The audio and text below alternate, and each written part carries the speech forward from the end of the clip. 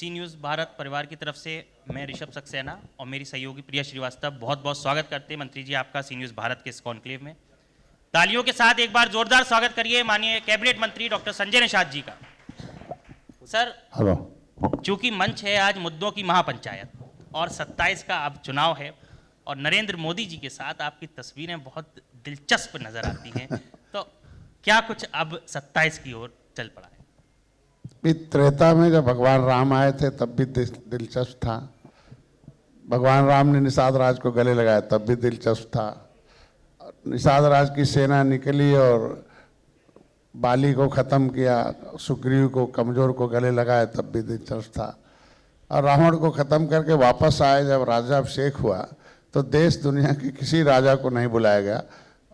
उठे और भरत ने कहा भैया किसको बुलाना, तो उन्होंने कहा भाई एक ही राजा एक ही मित्र है, वो निषाद राज को बुलाना और किसी को नहीं बुलाना है। तब भी दिलचस्प था।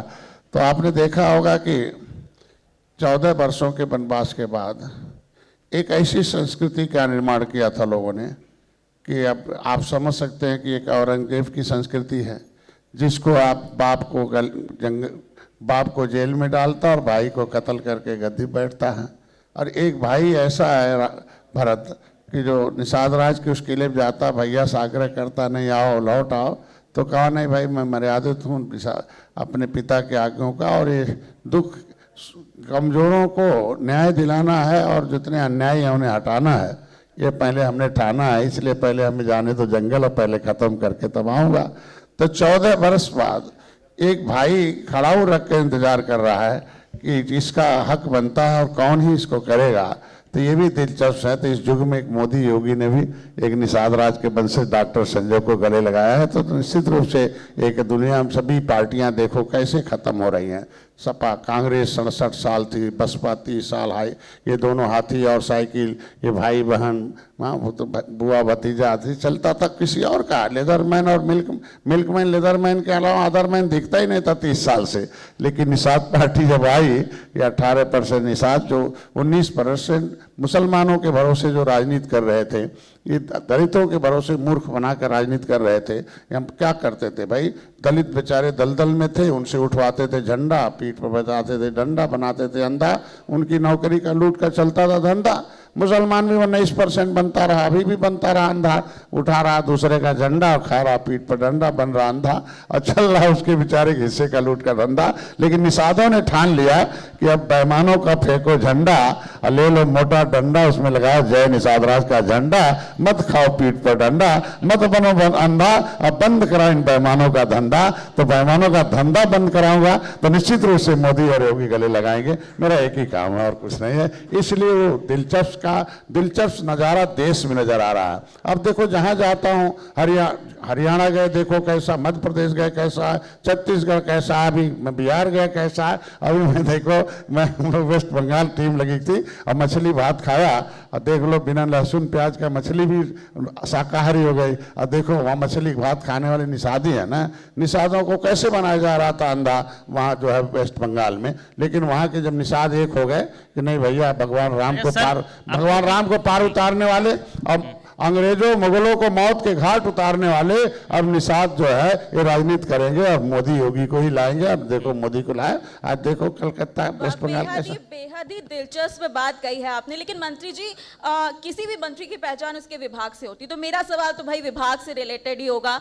ये बताइए कि मछली पालन को लोग जो है आज भी बहुत कम स्तर पर ऐसा सोचते हैं कि बहुत बड़ा व्यवसाय है, उसको बड़ा व्यवसाय बनाने के लिए निवेश की बात कर ली जाए, तकनीक की बात कर ली जाए, विभाग आखिर क्या कर रहा है? देखो संगत से गुड़ हो तो संगत से गुड़ जात, हमारे यहाँ हिंदू धर्म में होता है।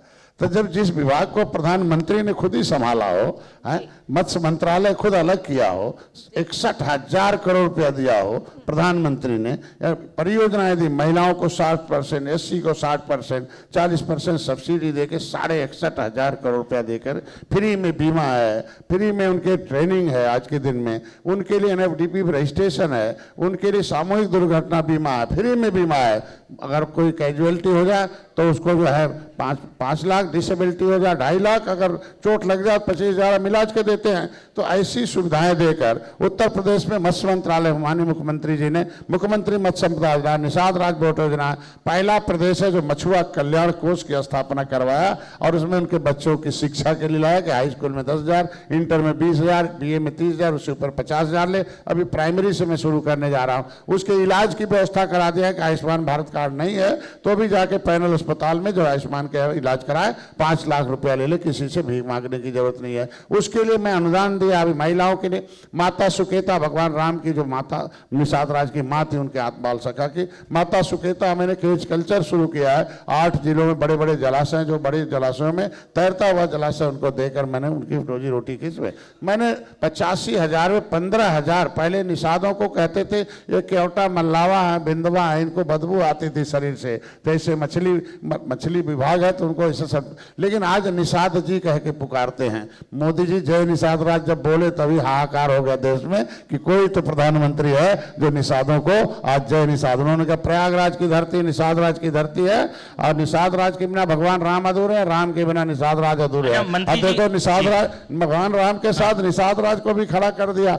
आतिथ्य भवन निषाद राज के नाम से आज के दिन में पूरे देश प्रदेश में आप समझ सकते पहली बार है कि निषादों को सब कहते हैं आओ गले लगाओ। अब भगवान राम ने गले लगाया, उसको मोदी ने देखो 56 फुट की मूर्ति लगाई भगवान राम निषाद राज के किले पर, उसको पर्यटक स्थल घोषित किया। जंगल से मंगल तक 13 जनवरी 2013 को मैंने वहां संकल्प लिया था कि आज के बाद मैं डॉक्टर नहीं रहूंगा और आज के बाद सामाजिक डॉक्टर बनूंगा। जो नीच जात का लेबल बेईमानों ने, अंग्रेजों मुगलों ने लगाया है, उनको मौत के घाट हमारे पुरखों ने उतारा है। तो देश आजाद कराने में निषाद आगे रहा है। उजाड़ दिया, गरीब हो गया। 578 जातियों बट गई, 193 जातियां उत्तर प्रदेश में। अंग्रेजों मुगलों को मौत के घाट उतारा हो, लोकसभा विधानसभा खाली कराया हो, संविधान बनवाया हो, ये इतिहास रहा भाई। आज के दिन में लड़ाई कौन शुरू किया है? तिलका मांझी ने शुरू किया है, सिद्धो मांझी ने शुरू किया है। ये हमारे निषाद तो क्रिमिनल कास्ट घोषित जातियां अंग्रेजों से। मार्शल कौन जाति हैं? 24 कैरेट के राष्ट्रवादी जाति है। ये आपके चैनल के माध्यम से, चूंकि चैनल आपका राष्ट्रवादी चैनल है, इसलिए 24 कैरेट के राष्ट्रवादी लोग हैं। उजड़ना स्वीकार किया, मरना स्वीकार किया, भूमिहीन स्वीकार किया, जंगल में रहना स्वीकार किया, लेकिन अंग्रेजों मुगलों की गुलामी नहीं स्वीकार किया। उन्हें मौत के घाट उतारकर देश को आजाद कराना स्वीकार किया। तो आज के दिन में भूमिहीन है, 60% भूमिहीन, उनके पास घर नहीं है, खेती नहीं है। ये बेईमान जो थे पैसा लेते थे, सड़ा अनाज देते थे। कांग्रेस सपा बसपा पैसा लेते थे गरीब से, सड़ा अनाज देते थे। कैसा अनाज देते थे? आप ही का चैनल चलाता था, कीड़े रहते थे, मकोड़े रहते थे। ये पार्टियां कीड़े मकोड़े समझती थी देश को आजाद कराने वाली। लेकिन मोदी जी को धन्यवाद दूंगा, एक बार जब मिला तो उन्होंने क्या चाहते, हमने कहा ये अनाज गोदामों में सड़ रहा है, गरीब भूखों मर रहा है, एक कलम चलाइए और गरीबों को कम से कम अनाज दिलाइए। आज 80 करोड़ लोगों को अनाज देश में मिल रहा है। ये कौन लोग है? भूमिहीन लोग। कौन लोग गरीब में ये देश को आजाद कराने वाले? ये बेईमान लोग थे, कांग्रेस सपा बसपा के लोग, जो बेईमानों का वोट लेकर बेईमान बनकर ऐसे भोगते थे। आज उनके लिए मकान है, इलाज है, उनके लिए देखो खाना भी है। अभी उठवाइएगा, पूछे कैसा खाना मिलता, कहता अच्छा। अब बताइए उनका रोजगार है, तो मेरा विभाग रोजगार दे रहा। ऐसा रोजगार है, आप समझ सकते हो कि एशिया स्तर की एक मंडी बनवाई हमने चंदौली में। आज के दिन में माफिया गाजीपुर से लेकर जो है गाजियाबाद तक, ये माफिया पूरा भरे थे। एक ही आदमी माफिया था 70 साल से, जो विभाग था मत्स्य विभाग। दुर्भाग्य था कि 70 साल एक मुसलमान मंत्री हुआ करते थे पिछली सरकारों ने। बसपा आई 6 महीने के लिए रावत को बनाई थी, सपाई द्विवेदी के लिए 6 महीने के बाद, किसी निषाद को कभी मंत्री नहीं बनाया। और उन लोगों ने क्या किया मालूम है? बताइए, न मछली उर्दू पढ़ती है, न निषाद उर्दू पढ़ता है। उर्दू अनुवादक भर्ती किया। किस लिए उर्दू अनुवादक भर्ती किया भाई? मछुआ भर्ती होते थे, उनकी नौकरी छीना है, रोजी रोटी छीना है। योगी जी आए, देखो पहले हमारे जयप्रकाश निषाद थे, कैबिनेट दिल्ली में अलग किया। उत्तर प्रदेश में पहली बार है देश में, हमको लगता है कोई मंत्रालय किसी ने अलग किया तो मोदी जी ने अलग के पैसा दिया है। तो आज कैबिनेट मिनिस्टर हूँ, अब पॉलिसी बन गई है। ये जितना भी माफिया खत्म हो गए, समितियाँ जगह जगह बन रही हैं। आज के दिन में एक ही समिति पूरे जिले के लोगों की पोखरे लेके गुंडागर्दी करते थे, अब हमने कह दिया न्याय पंचायत में समिति बनाओ और उस न्याय पंचायत के लोगों को रोजगार दो। पहले 10% पोखरे आंख पे आते थे, अभी हमने 100% कर दिया। हम कोई पैसा हमारी सरकार नहीं लेती है। नदी में नीलाम होगा 5 किलोमीटर पर है, 4,000 रुपये पर 1 किलोमीटर के हिसाब से है। लेकिन ये बेईमान जो पहले से समिति बनी थी, ये जाके उसमें नदी के नाम पर तो ठेका ले लेते, मछली के नाम पे बालू बेचते चोरी से, तो उसको बहुत पैसा दे दिया, अभी उसको किराया दे ये दिया। जो भ्रष्टाचार का आप जिक्र कर रहे हैं, अभी हाल ही में कुछ तस्वीरें ऐसी भी थी जहां आप पहुंचे थे। अब क्योंकि जनता का मुद्दा है और मुद्दों की महापंचायत इस कार्यक्रम का नाम है, तो जनता के कुछ ऐसे सवाल होते हैं जो आते हैं चैनल के माध्यम से। अब सवाल ऐसे हैं कि क्या आज उत्तर प्रदेश, जहां उत्तम प्रदेश बन रहा है, वहां भ्रष्टाचार वास्तविकता में नजर नहीं आता धरातल पर? देखो भाई, अगर जड़ बहुत नीचे है भ्रष्टाचार की, तो जब खोद के निकालेंगे तो दिखाई देगा ना। तो हमारी सरकार चाहती कहीं भी न बचे, साले खोद के निकालो। तो जो भी भ्रष्टाचारी मिलते, मैं पूरे जिले मंडल को सस्पेंड करके, कानपुर में था सस्पेंड कर दिया मैंने। अभी पकड़े गए, जब सोनभद्र में पकड़े गए तो एक ही बार। तो जब अधिकारी कौवा की तरह टांग दिए जाएंगे तो पूरा जिला सही हो जाएगा। तो पूरे जिले के लोगों को सस्पेंड किया और वहाँ देखो जैसा जनता चाहती वैसा किया। आज कितने डायरेक्ट डीबीटी के माध्यम से पैसे जा रहे हैं, जनता के खाते में जा रहे हैं। अब उसमें चूंकि ये 80% लोग ये देश से अंग्रेजों से लड़ रहे थे, पढ़ नहीं रहे थे। अब जिसके बाप नहीं पढ़ रहे थे तो बेटा नहीं पढ़ रहा। अंग्रेजों ने गद्दार पैदा किया, गद्दार पुत्र हो गए, वो अमीर पुत्र हो गए, दलाल पुत्र हो गए। और जो अंग्रेजों से लड़ रहे थे वो राष्ट्रपुत्र थे, वफादार पुत्र। वफादार पुत्र ने गरीब हैं, गरीब का बेटा गरीब है, पढ़ाई लिखाई सब में गरीब है। तो इसीलिए पॉलिसी बनाई गई जो सेंसस मैनुअल 1961 में 1931 में गर्दन रखकर तलवार पर हमारे लोगों का कानून बनाया, अनुसूचित जाति का लिखा SC/ST प्रोटेक्शन एक्ट। हमारे लोगों को अंग्रेजों को झुकना पड़ा और लिखना पड़ा। 1961 तक, हम 1991 तक अनुसूचित जाति में थे। लेकिन जब देश आजाद हो गया 1947 में, ये देखो जड़ कैसे भ्रष्टाचार की ऊपर। 1947 में देश आजाद हो गया। 1950 में 26 जनवरी को संविधान लागू हो गया। और संविधान लागू से पहले जो काला कानून था अंग्रेजों का, वो नहीं हटा। 31 अगस्त 1952 को हटा।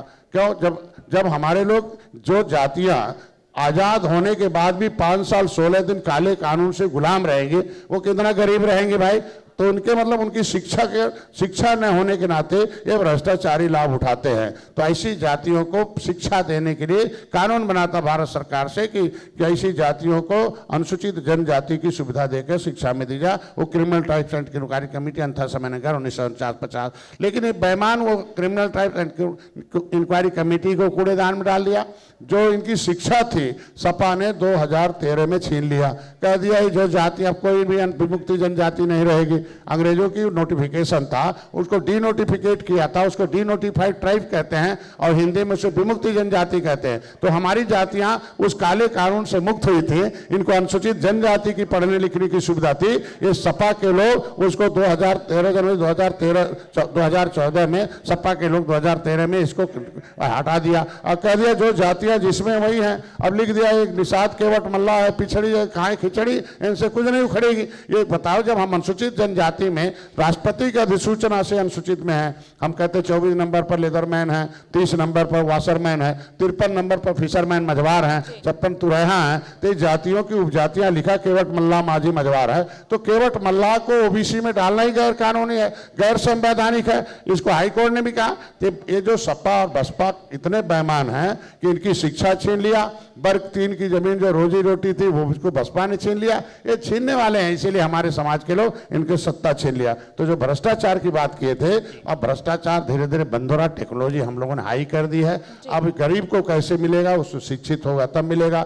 इनके लिए हम ट्रेनिंग, हम रोज आज ही हम अभी आजमगढ़ जाएंगे, वहां केवल काम ही हमारा, रोज हम क्षेत्र में रहते हैं प्रवास पर, इनको बुलाता हूं, पढ़ाता हूं, तरीका करता हूं। कोई भ्रष्टाचार में शामिल अधिकारी है उसको सस्पेंड करता हूं और सीधे जब अधिकारी और हमारा कार्यकर्ता खड़ा रहता है तो अपने आप उसको सुविधाएं मिलती है। बात जैसे जनता के मुद्दों की हम कर रहे हैं, ठीक है, तो बात जनता के फायदे की भी हम पूछेंगे। मुद्दा तो यही है ना। आप मुद्दा इस बताओ, जनता है जिसके बाप ने देश को आजाद कराया, जिसके बाप ने गद्दारों को मारा, जो गद्दार अंग्रेजों की सेना में शामिल थे, उधर से बंदूक चला रहे थे, जो इस देश को आजाद करा के बंदूक चला रहे थे। इससे बड़ा कौन मुद्दा हो सकता भाई? जो गद्दार है वो गद्दार है, आज के दिन में वफादार हो जाएंगे, और जो देश के राष्ट्रवाद हैं वो सड़क पर भीख मांगेंगे। ये मुद्दा नहीं है, बड़ा मुद्दा है। देश देश को आजाद कराने वाली जातियों को सबसे पहले हिस्सा मिलना चाहिए, सबसे पहले उनको अवसर मिलना चाहिए, सबसे पहले उनको ये सब मिलना चाहिए, ये इनको मिलना चाहिए राष्ट्रवादी जातियों को। गद्दारवादी जातियां कौन है, उठाकर मोबाइल टाइप करिए कि अंग्रेजों की सेना में कौन भर्ती थे। वो तो महार सेना बनाया था, पता करिए, महार सेना के समय बंदूक चला रहे थे, अब कलम चला के इनको मार रहे हैं। आप आरक्षण की बात करते हैं मंत्री जी। अरे आरक्षण तो, 27 का चुनाव है, आरक्षण भीख नहीं है, ये अधिकार है। अगर हमारे लोगों ने देश को भी आजाद कराया है, देख लेना, जिसको गर्ज होगा वो निषादों का आरक्षण भी लिखेगा। भाजपा देखो, कांग्रेस विरोध किया, कांग्रेस समाप्त हो गई, सपा विरोध किया, समाप्त हो गई, बसपा विरोध किया, समाप्त हो गई। अब भाजपा भी वादा किया था, वादा खिलाफी किया, देखो 43 सीट हार गई है। मैं नहीं कहता 43 सीट भाजपा हारी है कि नहीं आरक्षण के नाम पर, बताइए भाई। यहाँ भाजपा ही बैठे हुए हैं, भाजपा के सब लोग बैठे हैं। 43 सीट कैसे हारे भाई? आरक्षण के नाम पर हारे हैं, संविधान के नाम पर हारे हैं। हम कह रहे जिन जातियों ने देश को आजाद कराया है उसकी बात नहीं सुनोगे तो बेईमान तो झूठ बोलेगा। ये सपा बसपा कांग्रेस के लोग बेईमान है, झूठ बोल के ले लिया। मानते हैं 27 में अगर आपकी बात नहीं सुनी जा रही है, कैबिनेट मंत्री होने के नाते नहीं सुनी जा रही, नरेंद्र मोदी के साथ नजदीकी होने के नाते नहीं सुनी जा रही, तो 27 में भारतीय जनता पार्टी के लिए बड़ी एक तस्वीर घाटे नहीं, ऐसा नहीं है, ऐसा नहीं, सुनी नहीं जाती, सुनी नहीं जाती तो सपा ने बसपा ने सारी गायब कर दी, कोई एविडेंस नहीं था। योगी जी ने पत्र लिखा आरजीआई को, आरजीआई ने लिख के दिया कि केवट मल्ला माझी मझवार हैं, उन्होंने लिख दिया कि सामाजिक न्याय मंत्रालय इसका नोडल है। तो दूसरी पार्टियां इनका फाइल गायब कराती हैं, हिस्सा गायब कराती हैं, इनको गुमराह करती हैं। भारतीय जनता पार्टी पहल कर रही है, इसलिए हम पार्टी जब पहल कर रही है तो लागू भी करेगी। 10% अगर अपर कास्ट का लिखा जो संविधान में नहीं था, 33% महिलाओं को लिखा है, तो मेरा लिखा हुआ परिभाषित है। भारतीय जनता पार्टी ने अभी उत्तराखंड में लिखा है कि शिल्पकार जाति नहीं जातियों का समूह है। उसी तरीके से समय आने दीजिए, राष्ट्र सबसे बड़ा है, यहाँ भी लिखेगी मझवार जाति नहीं है, वो जातियों का समूह है, तुरैया जाति नहीं जातियों का समूह है। हम लोग राष्ट्रवादी हैं, राष्ट्र के मुद्दे पहले हैं, देश की अर्थव्यवस्था पहले है, ये भारत पाकिस्तान के मुद्दे सबसे पहले हैं। ये जो हमारी अर्थव्यवस्था डूब रही थी उसको एक नंबर पर मोदी जी ने लाया है, देश की पहचान मिट रही थी, तो हम लोग राष्ट्रवादी हैं, राष्ट्र के मुद्दे पहले हैं। राम मंदिर बन नहीं रहा था, वो भी हमारे आस्था से जुड़ा हुआ है। ये धारा 370 क्या दर्द था, कितना हिंदू मुसलमान होता था, कैसे कटते थे, कैसे दंगे होते थे, किस तरीके से आतंक चलता था, कर्फ्यू लगता था, हर जाति के लोग प्रभावित होते भाई कर्फ्यू में। तो वो दंगा खत्म हो गया, चंगा हो गया, अब देश चंगा हो गया, प्रदेश चंगा हो गया। तो मोदी एक एक काम कर रहे हैं, समय आने दीजिए, निषादों का भी काम कर रहे हैं। अगर झाल मुड़ी खिला रहे हैं डॉक्टर संजय को तो मेरे समाज को भी लिख कर दे देंगे, इतना पूरा विश्वास है। क्योंकि कोई नेता और कोई वकील रहेगा तभी होगा। मेरे भाड़े के पहलवान जाते थे तो जाके मुंह पट्टे बांध लेते थे सपा बसपा कांग्रेस में, लेकिन अखाड़े पहलवान मोदी जी ने पैदा किया। तो मैं जब सदन में बोलता हूं तो देखो सपा बसपा लोग धरना दे देते हैं। क्यों धरना देते भाई? जब मैं पूछता हूं सर, 1 रुपया भी नहीं दिया, वोट लेते रहे 30 साल से साइकिल हाथी वाले, क्या किए भाई निषादों के लिए? मोदी जी ने तो मंत्रालय बनाया, मोदी जी ने 61,000 करोड़ रुपया दिया, योगी जी ने जो है यहाँ मत्स्य मंत्रालय बनाया, इन्हें मछुआ कल्याण कोष की स्थापना किया है तमाम दिन। तो विपक्ष ने क्या दिया था भाई? 70 साल से दर्द दिया अंग्रेजों ने, अब विपक्ष ने भी दर्द दिया, यही दिया कि फाइल गायब कराओ, इनको केवटा मल्लावा बंद कराओ, नीच बनाओ, पिछड़ी जाति में हो। आज के दिन में एक लाइन कह के अपनी बात करूंगा, 28 लाख नौकरी उत्तर प्रदेश में है, 14 लाख नौकरी रिजर्व की है, 7.5 23%, 6.5 लाख होता है, 27% जो है 7.5 लाख होता है। सामाजिक न्याय समिति का रिपोर्ट कहती है 27 में 0.1% भी दूसरी जाति नहीं है। सामाजिक न्याय समिति का रिपोर्ट कहती है एससी में 0.1 में दूसरी जाति नहीं है। मिल्क मैन लेगा, लेदर मैन लेगा, अदर मैन कहां जाएगा भाई? 7.5 लाख नौकरी अगर जो है मिल्क मैन के पास है तो 7.5 अरब रुपए हर महीने जा रहा है उनके पास, 6.5 अरब रुपए लेदर मैन के पास जा रहा। अदर मैन का हिस्सा कहां जा रहा भाई? ये भारतीय जनता पार्टी को भी सोचना चाहिए कि अगर अदर मैन के लोग वोट दे रहे हैं तो रुपया उनके पास नहीं जाना चाहिए, बैकलॉग लगना चाहिए। अब बैकलॉग लगाकर ये देश में और जातियां हैं उनका भी हिस्सा दे देना चाहिए। ये मेरा मामला, ये आवाज है, समय आने दीजिए, समय आने दीजिए, सब होगा। बड़े बड़े मुद्दे हल हो रहे थे, छोटे भी मुद्दे हल हो जाए। मंत्री जी, आपने जैसा बोला कि प्रदेश चंगा हो रहा है, ठीक है, तो ग्रामीण अर्थव्यवस्था की भी बात हम आपसे जरूर पूछना चाहेंगे। जब भी ग्रामीण अर्थव्यवस्था की जो बात आती है तो लोग खेती किसानी को ज्यादा समझते हैं। क्या वक्त आ गया है कि मत्स्य पालन को भी उसी कड़ी में शामिल किया जाए, आय बढ़ाने वाला बनाया जाए? क्या वो वक्त आ चुका है या आने वाले समय में हम देखेंगे? देखिए, मत्स्य पालन सबसे बेहतर है, जी। हमारा 27% का $1 ट्रिलियन इकोनॉमिक में ग्रोथ रेट है। एक नंबर पर उत्तर प्रदेश मत्स्य उत्पादन में है। जी। अब दूसरी जातियों के लोग भी मत्स्य उत्पादन में आ रहे हैं। इसी से अच्छा समझ सकते, इसमें फायदा नहीं होता तो नहीं आते।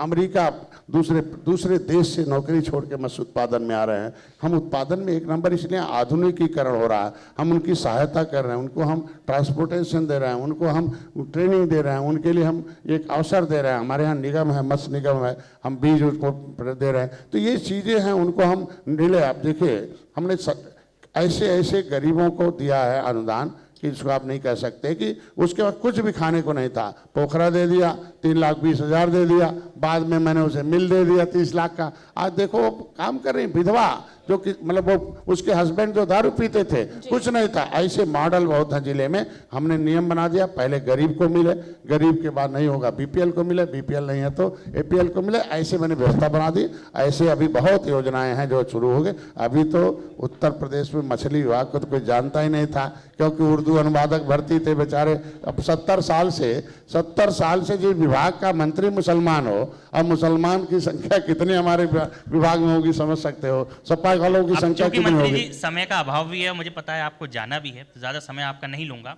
एक अंतिम सवाल कई सारी बातें अब निकल कर आ गई, लेकिन अब जब 27 की ओर करवट लेंगे, राजनीतिक सरगर्मी बढ़ेगी, तो धरातल पर जिस तरह के मुद्दों को लेकर आप पहुंचे थे, क्योंकि एक डॉक्टर से और कैबिनेट मंत्री तक का सफर बहुत सुहाना रहा, लेकिन उसके बाद जो मुद्दे अभी रह गए हैं उनको किस तरह से मुख्यमंत्री योगी आदित्यनाथ के समक्ष, प्रधानमंत्री नरेंद्र मोदी के समक्ष रखकर जनता के हित के लिए आगे बढ़े?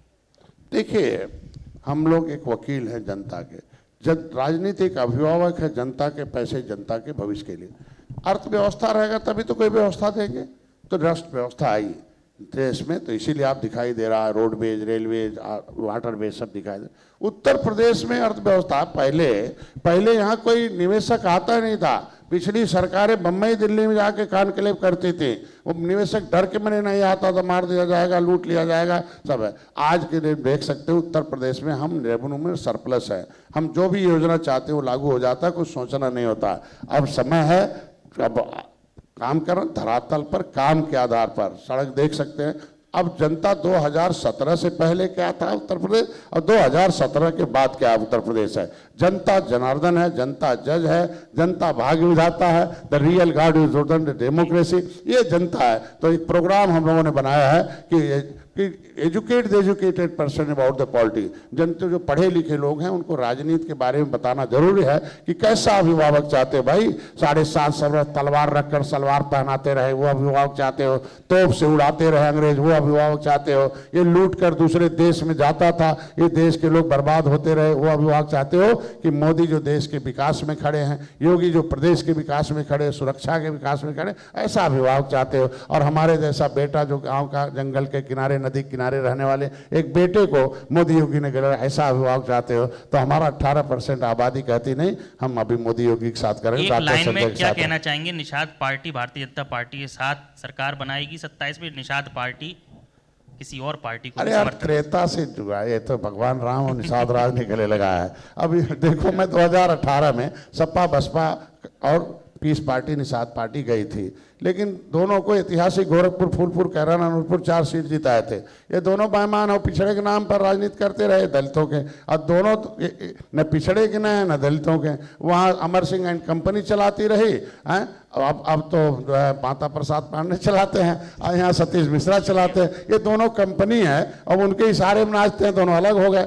जब सपा ने दरवाजा बंद किया तब मैं यहाँ आया हूँ। अब भाजपा दरवाजा बंद करेगी तो सोचे क्यों दरवाजा बंद करेगी भाई। हम मुसलमान 19% है, 18% निषाद है, और उसके बराबर मैं खड़ा हूँ, और एक 99% हमारा वोट आज भारतीय जनता पार्टी के साथ आता है। हम दूसरे के नहीं बता पाएंगे, सब भाजपा के लोग बैठे हैं यहाँ। देखो, इनको सब मालूम है बूथ पर कैसे वोट पड़ता है, मेरी बिरादरी का वोट कैसे पड़ता है और दूसरे लोगों को कैसे वोट पड़ता है। तो मेरी बिरादरी एक साथ अगर मोदी हमारे साथ है निषाद पार्टी, और निषाद पार्टी योगी मोदी के साथ है, एनडीए के साथ, तो वोट चाहिए ना मोदी जी को। कहाँ दरवाजा बंद करें भाई? वोट हम फ्री का वोट, मैं तो कुछ लिया ही नहीं भाई। मैंने 15 सीट में 11 हारी हुई सीट ली थी, अब 5 अपने आदमी को उनके सिंबल पे लड़ा दिया। भाजपा से तो मैं कुछ लिया नहीं, मैं कोई बार्गेनर थोड़ी हूँ भाई, मैं मित्र हूँ निषाद राज की तरह। मैं जीत देता हूँ, योगी मोदी से सीट देते हैं, और हारी हुई सीट लिया, फिर मैं चाहता हूँ हारी हुई दे दो।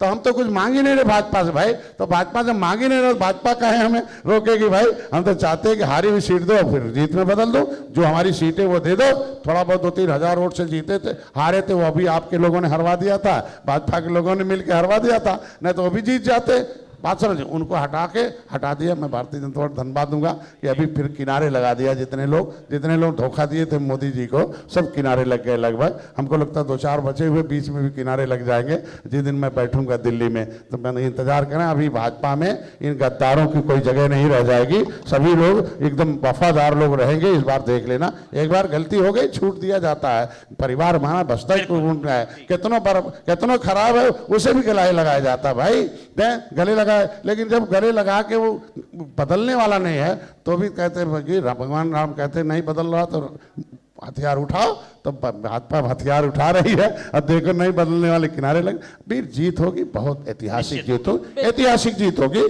काम किया भाई, हम लोग 24 घंटे काम कर रहे हैं, योगी मोदी 24 घंटे काम, कार्यकर्ता काम कर रहे हैं, सरकार काम कर। धरातल पर आप जाओ, सड़क से पहले जो कैसे रास्ते में आदमी मर जाते थे, इलाज कैसा होता था भैया, हम तो ये चीजें धरातल पर सब दिख रही हैं। तो धरातल पर हम लोग जमीन पर काम किए हैं, कागज में नहीं। तो जमीन पर काम है, तो जमीन पर रहने वाले लोग भारतीय जनता पार्टी का, उनको कोई बहुत बहुत शुक्रिया मंत्री जी, सी न्यूज़ भारत के विशेष मंच पर आने के लिए, हमें समय देने के लिए, क्योंकि आपका नाम प्रबलता से समग्र उत्तर प्रदेश में नहीं आज भारत में लिया जाता है। और हम बहुत आभारी हैं कि आप हमारे मंच पर आए और जनता के मुद्दों को प्रबलता से आपने जवाब दिया, और बहुत ही उत्कृष्टता के साथ आपने सभी प्रश्नों के जवाब दिए। बहुत बहुत शुक्रिया मंत्री जी। धन्यवाद मंत्री जी। मैं निवेदन करूंगा सी न्यूज़ भारत के editor in chief Shri Pawan Sharma ji से कि वो मंच पर आए। और मैं अनुरोध करूंगा माननीय मंत्री जी और श्री पवन शर्मा जी से कि doctor Abdul Wahid, director Hind hospital and maternity centre. हर सफलता की कहानी केवल उपलब्धियों से नहीं, बल्कि सेवा, समर्पण और विश्वास से लिखी जाती है। जब उद्देश्य केवल इलाज करना नहीं, बल्कि हर मरीज के जीवन में उम्मीद जगाना हो, तब एक चिकित्सा समाज के लिए प्रेरणा बन जाता है। माननीय मंत्री जी से निवेदन करूंगा कि डॉक्टर अब्दुल वाहिद जी को सम्मानित करें इस मंच पर। दूरदृष्टि, अनुभव और मानवीय संवेदनाओं के साथ उन्होंने चिकित्सा सेवा को नई ऊंचाइयों तक पहुंचाया।